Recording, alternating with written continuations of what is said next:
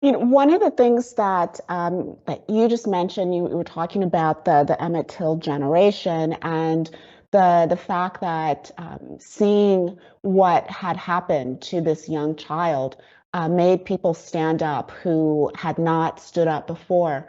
Were there specific people that stood up, or was it simply, groups of people, people from certain parts of society, people from different parts of the culture who decided that they needed to speak and to act?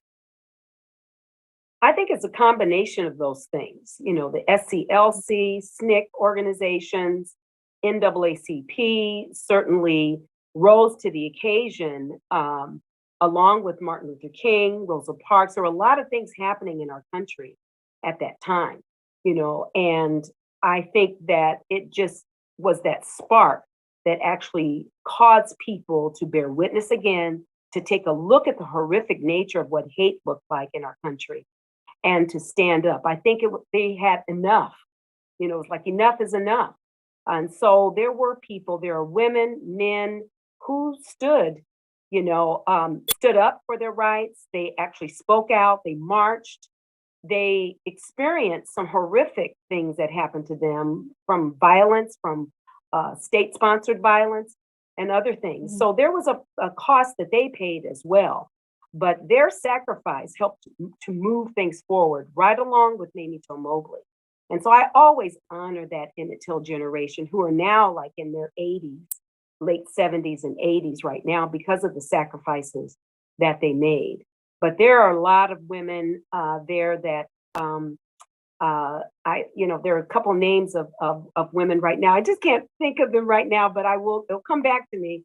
But they're important in our history and they have spoken out publicly and they have claimed themselves as the Emmett Till generation as well. So we owe them a lot for moving things forward, along with all the other ones that rose to the occasion, men and women and organizations. I mean, Mamie Till-Mobley helped to mobilize the labor unions, the packing house workers, those that were in the sleeping car organization. NAACP helped to raise money for those organizations as well, which helped to propel Martin Luther King in his push towards civil rights. She joined other men and women standing in their stead as it related to other lynchings that occurred in our country, standing against the death penalty. So she spread herself, not only just speaking about her son, but she stood in solidarity with others as well. And she was a tool, she was useful to the movement. And a woman of that age and a woman of her stature, being a single mother, grieving, if you will, I'm just so in awe of what she was able to do at that time. But I have to say, from a faith perspective, that had to come into play to give her that kind of strength and courage, along with her family and along with her loving, strong mother. I do want to share something with you so that Mhm. you understand too a little bit about what she was thinking at the time as well, because I don't want to paint this picture that she moved so far beyond her pain that there wasn't grief. Can I read something out of a book that she wanted people to understand what she was thinking Oh, about? great, Do you mind? great. It said, so I was sitting in the dining room, feeling sorry for myself. What am I going to do? Almost as soon as I asked that question, the answer came: end it all. Oh, I don't know what possessed me. I really don't have any idea at all.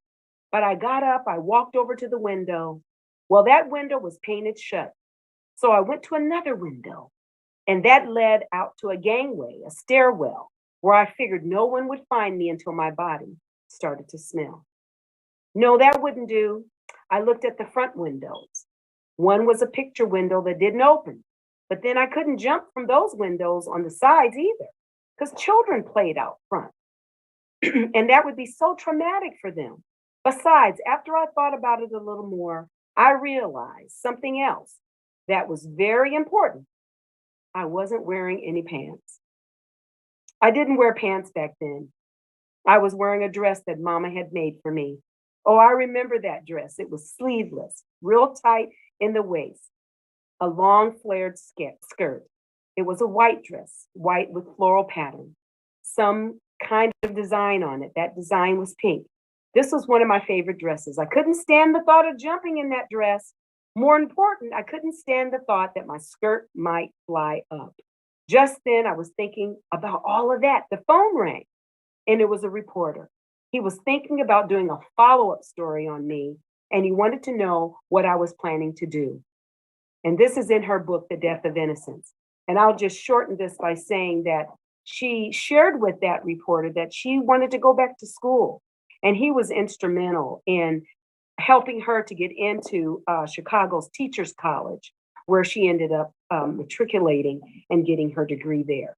But that's just a little bit about what her mindset was. And I'm sure there are other mothers and others who have experienced similar pain that Mamie has, that have maybe those similar thoughts. But there was something that happened that brought her back. But again, she was thinking about not having any pants on at that time.